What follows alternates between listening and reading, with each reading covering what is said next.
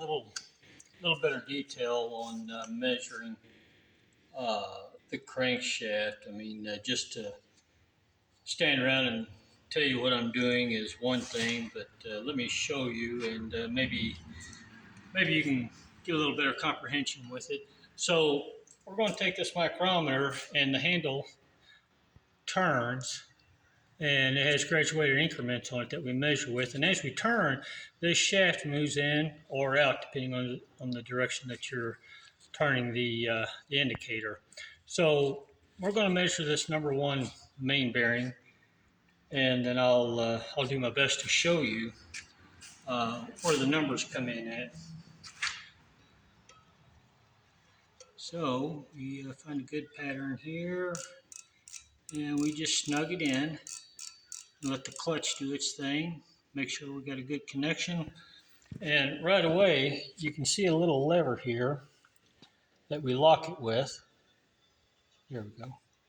So we lock it so that it will not inadvertently turn on us. So looking at this micrometer, hopefully it'll focus for us. All right. For each number that you see here, starting with 0, 1, 2, 3, 4, each one of those is 100 thousandths. And if you're curious, like, what the hell is 100 thousandths? It's a tenth of an inch. So each one is a tenth of an inch. And we know that this micrometer is a 2-inch to 3-inch. So starting at 0 and going up, we're going 2 point something all the way up to the 3-inch mark. So right away, we know we're at 2 inches. And if you write all this down on a piece of paper, you'd write a 2 and then a period.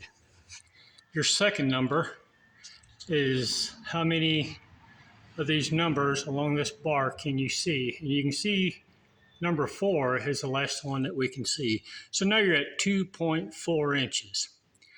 Then, and the focusing is not the best, I do apologize. But after each number, let me take a glove off just a moment, I'm sorry.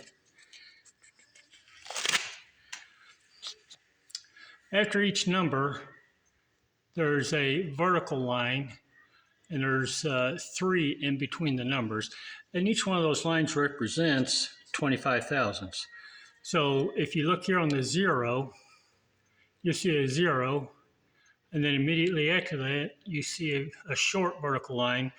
Well, that's 25 thousandths. And then the longer line that immediately precedes that, that represents 50 thousandths. And then the short line immediately following is 75 thousandths.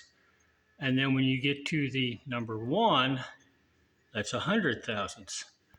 And then 125, 150, 175, 200 thousandths.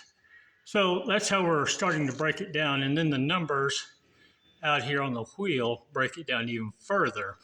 And one full turn of this handle is indeed 25 thousandths. And the numbers on it, each number is 1 thousandth of an inch. Now we're saying a lot of stuff here, and I don't want to confuse you with any of it. I do hope that it sinks in pretty good. But we just measured our number one main bearing, or I'm sorry, our number one main journal, and we know we're greater than 2, so we look on our bar here. Well, I'm having a bit of a time keeping in front of the camera. We know we're at 2.4, and then following that, how many vertical lines can we see? And let me turn around here so I can see just a little bit better. We can only see one line completely. So we know we're at least 2.425, but we're going to keep counting, and this long horizontal line, it stretches across here. That's the line that we have to line up our numbers with out here. We know we're greater than 10, coming up on 15, so 25 plus 10 is 35.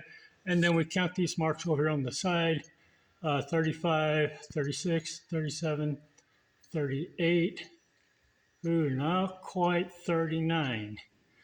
So now we're at 2.438. Now lastly, we look over here Uh, our number 9, well, forget number 9. We try to find any one of these lines here that line up with the handle and over here. So we'll turn it to see if we can find one that lines up perfectly. And it looks like the one that, oh, that focus is not good. I'm sorry about that. In fact, it's bad enough I can't even see the number. Let me turn around so I can see it. Uh, Now, hopefully the focus is good enough. The number 6 is lined up perfectly with a mark out here and one of these. We don't care which one it is, we just want one. So whichever one lines up perfectly, that's your last number. So 2.4386. 2.4386. That's the size of your number 1 main journal. Sorry if I confused you on this, but hopefully you get an idea on micrometer reading and where it takes you to, instead of me standing 50 feet away saying, hey, here's what I got. So anyway, there you go, buddy.